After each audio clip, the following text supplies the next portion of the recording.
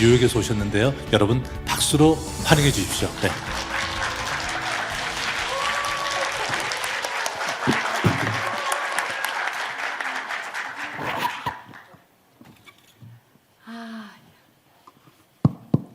여러분 안녕하세요. 이렇게 추운 날씨에 연말에 하실 일도 많으실 텐데 이렇게 와주셔서 감사합니다.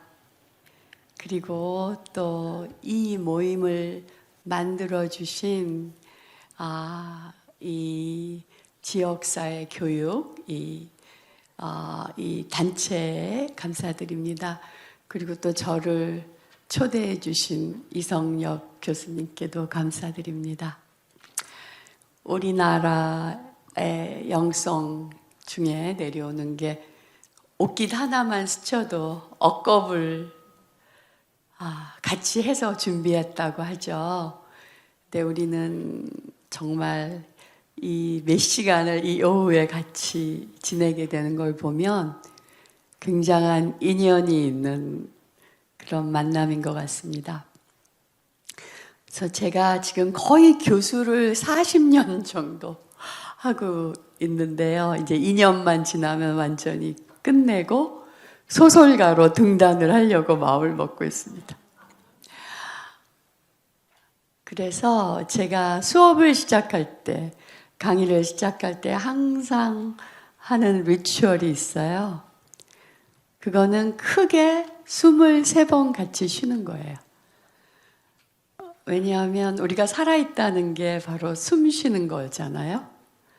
그래서 사실 우리가 굉장히 서로 다른 사람이라고 생각하지만 우리가 이 공간 안에 있으면서 여러분이 내쉰 쉼을 제가 다시 들이쉬고 또 제가 내쉰 숨을 여러분이 또 들이쉬고 우리는 아주 밀접하게 연결되어 있는 존재입니다. 그래서 여러분 아주 편한 자세로 우리 한번 깊이 23번 쉬고 시작하도록 하겠습니다. 자, 숨을 들이쉬면서 이 생명의 빛이 내 존재로 들어오는 걸 경험하십니다. 그리고 숨을 내쉬면서 내가 극복해야 될 모든 부정적인 에너지가 나가는 걸 또 경험하십니다. 또 깊이 한번 숨을 들이쉬면서 이 생명의 빛이 내 세포 하나하나 끝까지 손끝 발끝까지 가면서 내 온몸의 세포들이 크리스마스 트리처럼 반짝반짝 불이 들어온다고 생각해 봅니다. 그리고 이 생명의 빛은 내 안에 모든 치유되어야 할 것들을 가지고 치유하여 날숨으로 나갑니다. 또 한 번 깊이 숨을 쉬겠습니다. 이 생명의 빛을 깊이 받아들이면서 내 가슴이, 내 하트가 활짝 열리는 경험을 하십니다. 그리고 나의 이 가슴이 활짝 열려서 모든 감싸 안아야 할 것을 감싸 안아 치유하겠다는 의지를 가지고 나의 숨을 길게 내쉬어 봅니다.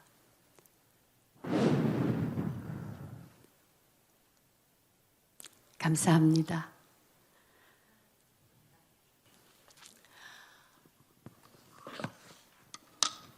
제가 이 주제 강연을 해달라고 초청을 받았을 때 한강의 노벨상 수상을 받고 그 소식을 듣고 제가 너무너무 흥분해 있었어요.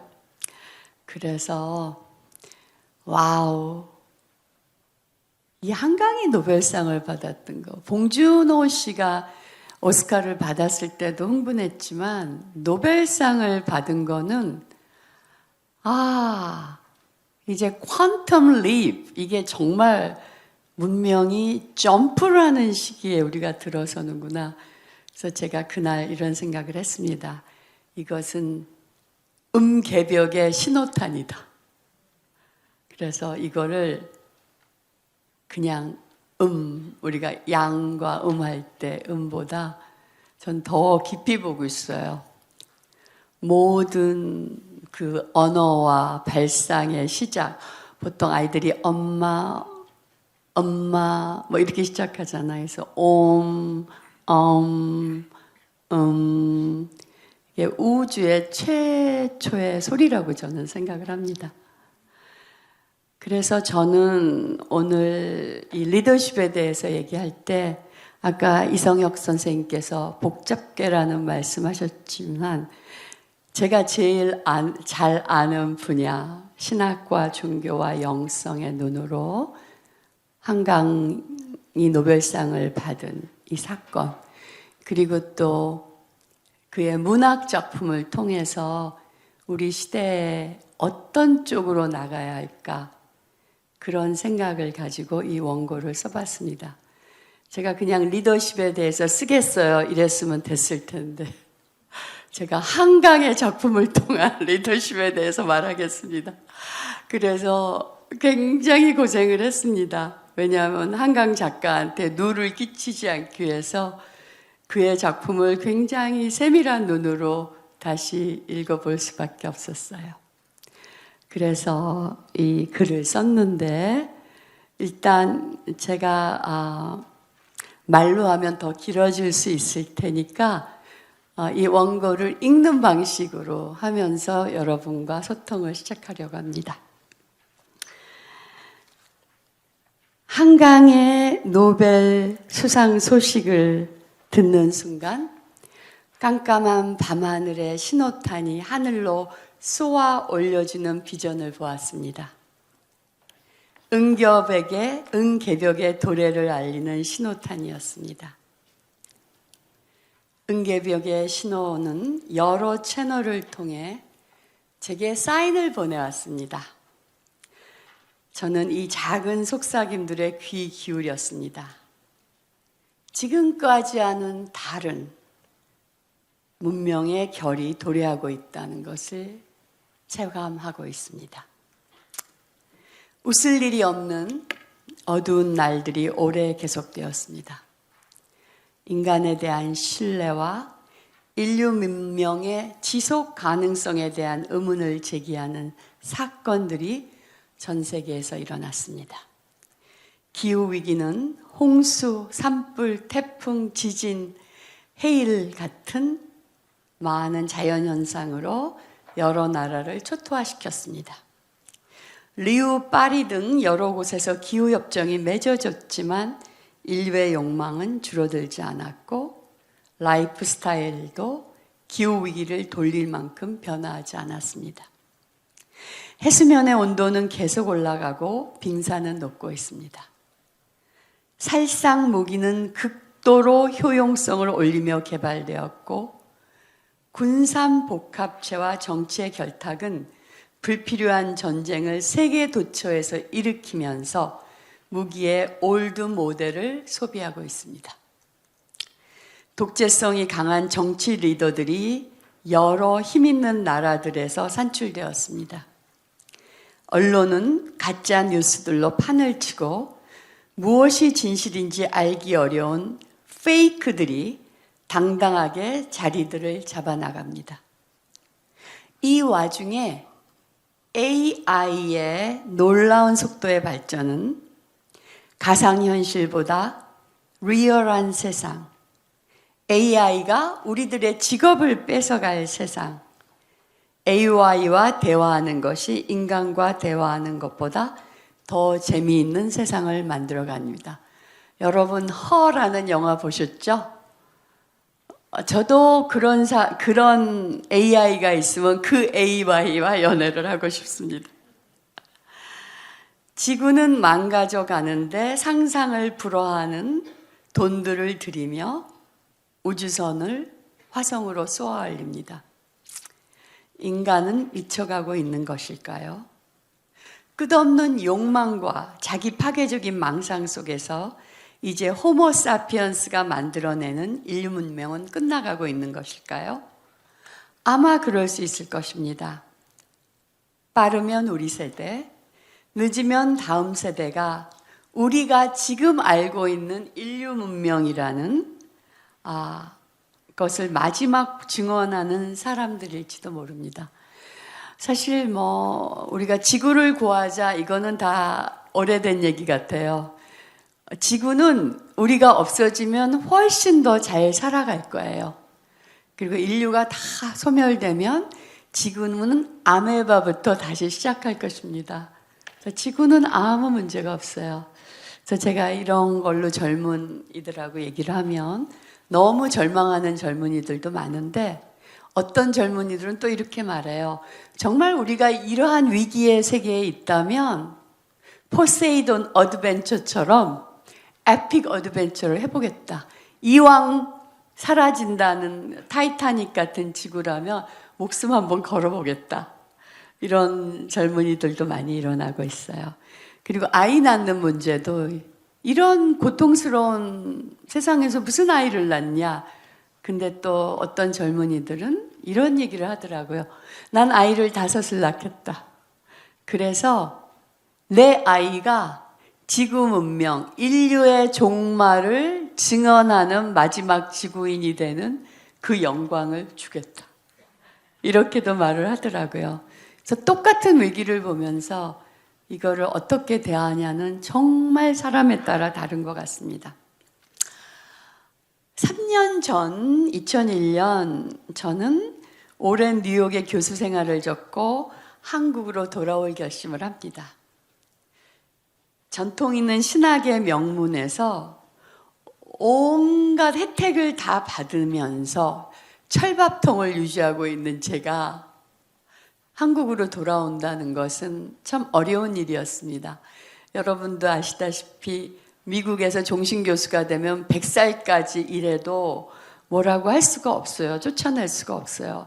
그래서 제가 일하고 있는 컬럼비아 대학 캠퍼스에서는 정말 90살 넘은 현역 교수님이 아직도 티칭을 하고 계십니다. 그런데 이런 제게 어떤 일이 생겼습니다. 아마 우주는 내가 아무리 나의 특권을 누리고 싶어하고 살고 싶어해도 때가 되면 우리가 이런 말 하죠. 하나님의 발길에 채였다. 하나님의 발길에 채여서 올 수밖에 없었다. 이제 그런 사건이 제게도 일어납니다.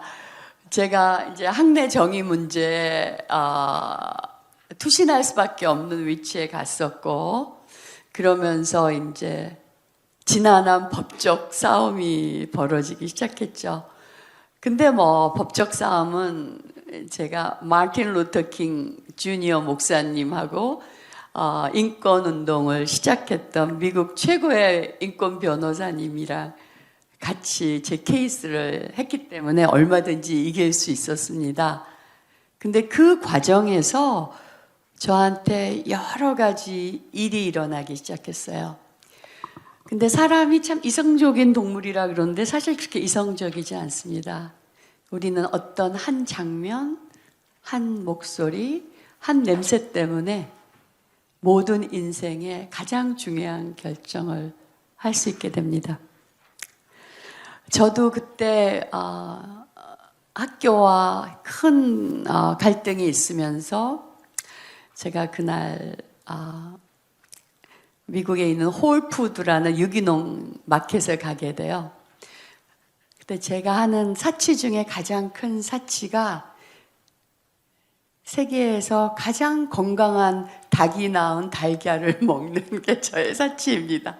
그래서 우리에 넣고 키우지 않은 프리레인지 치킨 막 돌아다니면서 진짜 곡식을 쪼아 먹고, 그러니까 개생을 추구하고 구가한 그러한 닭들이 낳는 유정란을 먹는 게 저의 사치입니다. 말하자면 달걀기에 샤넬을 먹는 거죠. 그래서 그날도 그 달걀을 사러 홀프루 마켓에 갔어요. 근데 달걀을 이렇게 집는데 뒤에서 목소리가 막 들리는 거예요. 누가 막 저를 비웃는 듯이 깔깔깔 웃더니 너는 바로 그 달걀을 낳는 닭이 되었어. 너는 네가 자유로운 닭이라고 생각하지? 그리고 네가 갖고 있는 그 황금 닭장을 너무 사랑하지? 그러나 기억해. 너는 나는 법을 잃어버렸어. 기억해. 너는 야생 독수리야. 창공을 날아야 될 야생 독수리가 왜 닭이 돼서 밤마다 황금 닭장으로 돌아가는 거니? 이런 목소리를 들었어요. 근데 제가 그때 이렇게 달걀을 들고 거기서 이제 막 울기 시작해요. 정말 창피한지도 모르고 엉엉 울면서 집으로 돌아오게 됩니다. 그러면서 심각하게 생각을 하기 시작했어요. 나는 어디서 죽을 것인가? 닭으로 살 것인가? 야생 독수리로 살 것인가? 답은 너무 분명했어요. 야생 독수리로 살자. 인생 뭐 있나? 그리고 다 해봤잖아. 뭐 종신교수 해봤잖아. 그거를 획득할 때까지가 정말 그게 너무 멋있어 보이지만 일단 그 황금 닭장에 들어가면 그 황금 닭장이 주는 빛과 그림자를 다 알게 되는 거죠. 근데 그 당시에 이런 일이 있었습니다. 그런 고민을 하고 있을 때 TV를 딱 트니까 오스카 시상식이 있었어요. 그때 봉준호 감독이 오스카를 받으면서 하는 그 수상 소감에 제가 와, 이제 한국으로 돌아가야겠구나 그런 생각을 하게 되었어요. 그 내용이 너무 좋아서가 아니라 그의 존재가 갖고 있는 자신감. 그리고 한국에서 만들어도 전 세계에서 1등을 먹을 수가 있잖아요. 꼭 뉴욕에 있어야, 뉴욕에 이런 말이 있어요. 뉴욕에서 네가 해내면 전 세계에서 해내는 것이다. 근데 이제 뉴욕에 있을 필요가 없다는 생각. 그리고 그가 자기가 이렇게 중요한 작품을 만들었는데 자기의 선배 감독이 한 말, 가장 개인적인 것이 가장 세계적이다 이런 말을 하면서 오스카를 받았을 때 그 여유, 그걸 보고 아, 그린라이트다. 나 이제 한국으로 돌아간다. 그 생각이 들었고 그 다음은 BTS였어요. 왜냐하면 우리 학생들이 저보고 막 뭐 BTS 아니야 맨날 그러고 그리고 제가 제 직업상 이제 세계 여러 나라를 다니면서 강연을 하는데 막 저기 제3세계 이런 데 가도 벽에 낙서가 I love BTS.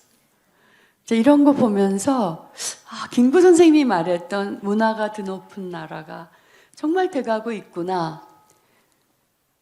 근데 그 다음에는 코로나의 시작이었어요.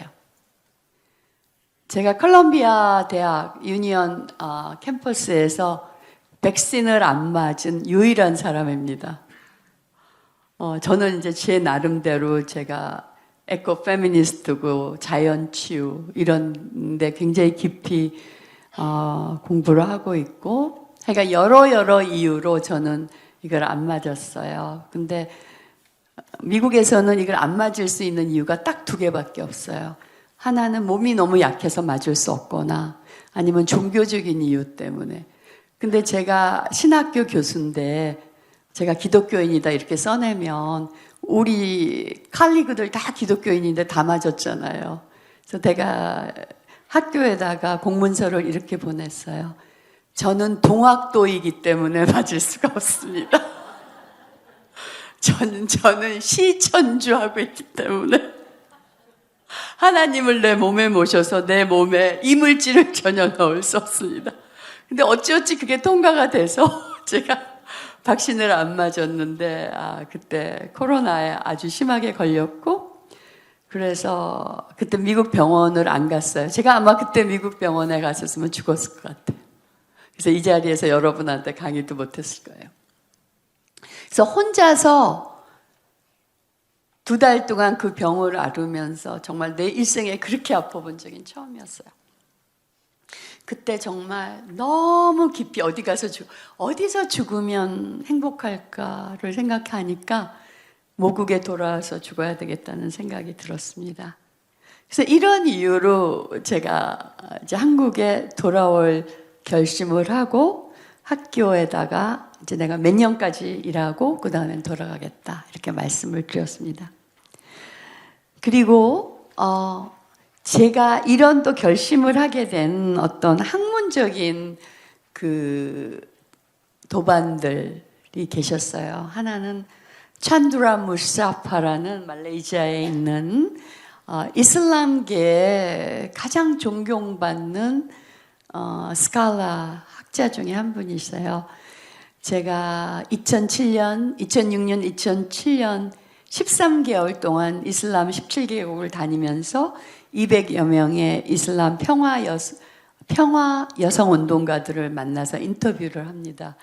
그리고 이제 그거를 신의 정원의 핀 꽃들처럼이란 책으로 출판을 하게 되는데, 그때 저한테 굉장히 많은 도움을 주신 분이 이제 찬드라 무샤파셨어요. 그래서 제가 세계를 돌고 말레이시아에 가서 찬드라 무샤파를 만나죠. 그래서 개인적인 대화를 하시는데 그분이 그런 말씀하셨어요. 이슬람 나라에서 이상 국가가 사우스 코리아다 이런 말씀을 해주셨어요. 그래서 내가 에이 우리나라의 그 속사정을 모르셔서 그래요. 우리나라에 얼마나 문제가 많은 나라인데 우리나라가 무슨 이상 국가냐고 그랬더니 그분이 이렇게 말씀하셨어요. 나는 일단 식민지로 자본 축적한 나라는 모두 배제한다. 그래서 남의 나라를 해치지 않고 자본 축적한 나라 중에 니네 나라가 최고다. 그 이유를 저한테 설명해 주시는 거예요. 일단 6.25가 우리나라를 한국 세계에서 2번째로 가난한 나라를 만들었고 우리는 정말 아주 바밍을 해서 아무것도 남아있지 않았죠. 니네는 50년 만에 한강의 기적을 만들어서 세계 10위권에 들어가는 기적을 만들어냈다. 그리고 전 아시아에서 시민의 힘으로 민주주의를 획득해낸 나라는 한국밖에 없다. 너희의 피플 파워는 대단한 거다. 그 다음에 너희 문화의 힘. 우리 말레이시아 여자들도 전부 한국 드라마를 본다. 한국 화장품 쓰고 한국 노래를 듣는다.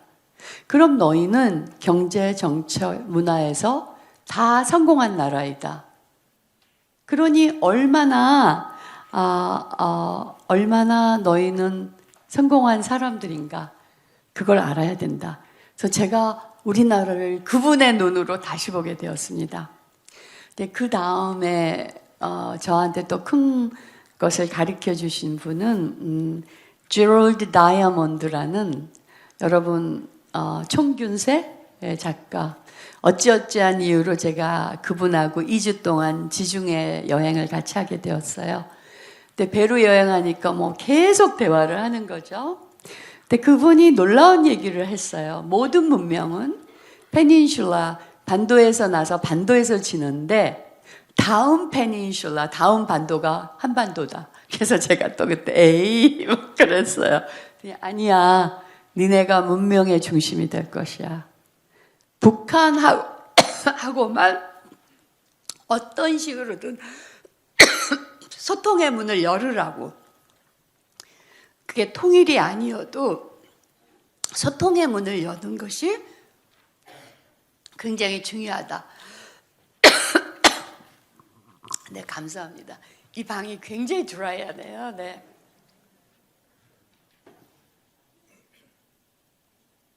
니네가 지금처럼 섬나라로 있지 않고 대륙하고 뚫린 그런 나라가 될 때 니네가 전 세계에 다른 문명을 만들어낸 종주국이 될 것이다. 근데 여러분 제럴드 다이아몬드 다 아시잖아요. 정말 세계 대단한 문명사 인류학자입니다. 그분이 이런 말을 가볍게 하시지 않았을 거예요. 그래서 저는 우리가 산업의 역군으로서 한강의 기적을 만들어냈지만 이제 한강이 노벨상을 받으면서 진짜 한강의 기적은 일어나는 것 같습니다. 그런데 이 전환의 리더십은 어떤 것일까? 저는 한강이 노벨상을 받을 때 노벨위원회에서 이런 말씀을 하십니다. 수상 이유는 역사적 트라우마에 맞서는 인간의 연약함을 보여주는 강력한 시적 산물이라고 말했습니다. 그리고 그가 안티고네를 연상시킨다고 합니다. 여러분, 안티고네는 아주 고대 그리스 로마 시대의 굉장한 이야기죠.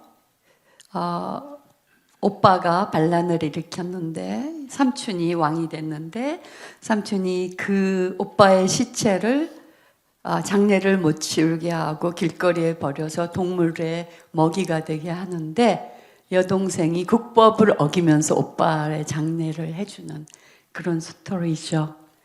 여기서 이제 많은 배울 것이 있는 것 같습니다. 그래서 제가 한강에 소년이 온다. 그건 5.18에 대해서 쓴 거고 작별하지 않는다. 그건 4.3에 대한 이야기. 또 한강의 흰이라든지 뭐 히라버 시간 뭐 이런 것들을 보면서 그가 지향하는 정말 인간이란 무엇인가? 무엇이 진리인가? 우리는 어떤 세상에 살고 있는가? 그거를 제가 귀 기울여 듣게 되었어요. 한강의 작품에 나오는 사람들은 다 연약한 사람들입니다. 소년이라든지 손이 잘린 사람이라든지 아니면 이혼을 하고 우울증에 빠져 있는 사람이라든지 실어증에 걸린 사람이라든지 장애인이라든지 소위 말하는 중심에서 밀려난 사람들이에요.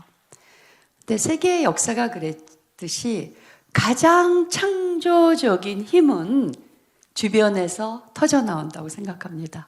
이 주변부의 사람들이. 그래서 저는 그 한강의 작품들을 보면서 앞으로 시민사회를 이끌어갈 리더십의 힘은 어떤 것일까? 그래서 3가지로 정리를 해보았습니다. 첫 번째 힘은 연약함의 힘, power of vulnerability. 두 번째 힘은 체화의 힘, power of embodiment. 세 번째는 연결의 힘, power of connection. 이렇게 3개의 키워드로 생각을 해봤습니다.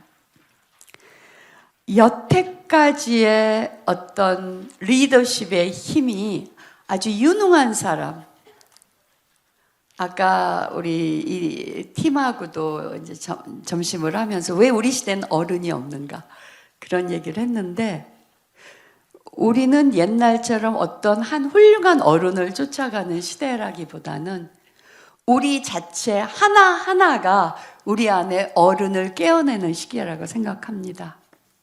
그렇게 개인성이 중요한 시대라고 생각합니다.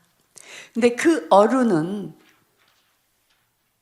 아주 능력 있는 사람이, 굉장한 인사이트를 가진 사람이 막 정말 우뚝 서서 영웅처럼 내 깃발 아래 모여라 하는 그런 영웅의 리더십은 이제 끝난 것 같습니다. 사람들은 그 영웅의 리더십의 매력을 느끼지 못합니다. 그러면 어떠한 리더십일까요?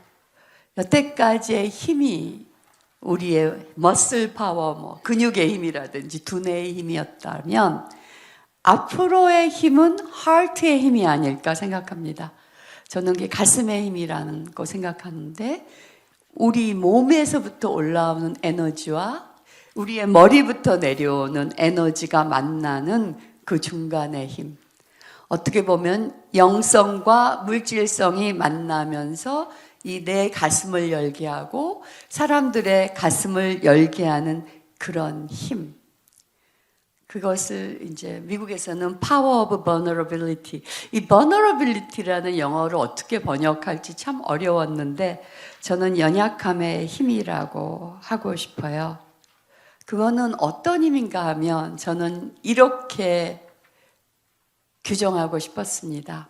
힘 있는 자 앞에서 쫄지 않고 힘 없는 자 앞에서 우쭐대지 않고 나의 진정한 자신의 근거에서 자기 삶을 살아갈 수 있는 굉장히 소위 말하는 멋져 보이지 않을 수 있어요. 그러나 이 단단하고 부드러운 이 힘.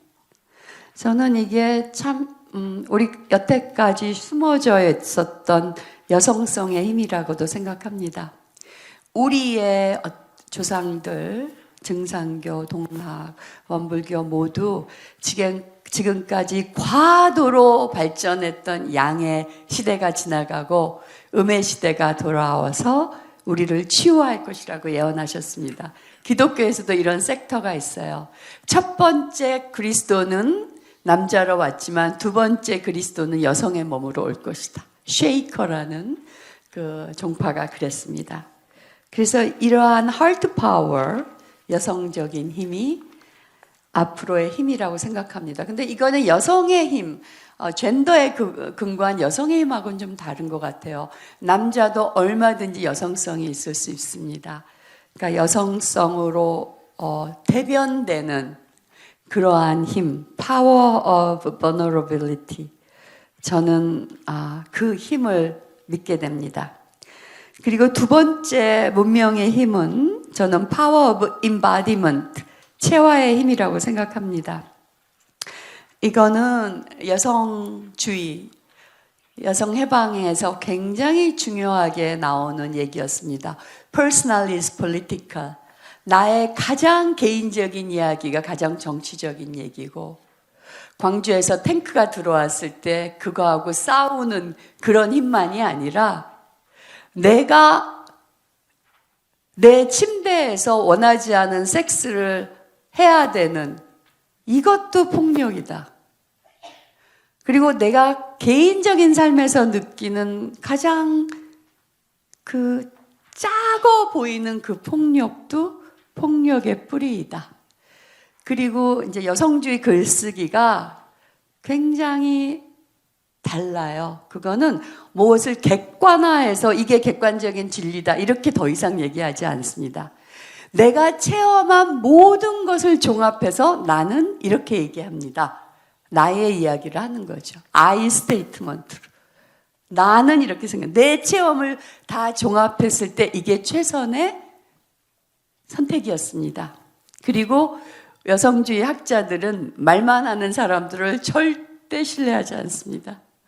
그가 무슨 말을 하나는 irrelevant. 그거는 그렇게 좋은 말 다 할 수 있죠.